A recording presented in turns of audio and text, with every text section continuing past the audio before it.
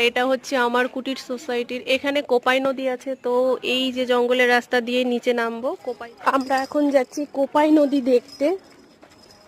আমার কুটির চত্বরেই কোপাই নদী, কিন্তু সামনে আমি শুধু কাশবন দেখতে পাচ্ছি। আমরা এখন যাচ্ছি কোপাই নদী দেখতে, আর সামনে দেখতে পাচ্ছি প্রচুর কাশবন। চলো, এই হচ্ছে কোপাই নদী, আর কোপাই নদীর ধারটা জাস্ট দেখো, ওইদিকে দুদিকেই হচ্ছে কাশবন, আর এই সাইডটা দেখো পুরো সাদা কাশ। আরো জুম করে দেখাই,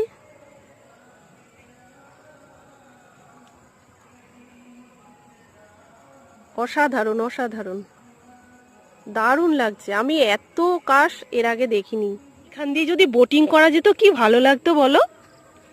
তুমি দেখো নদীর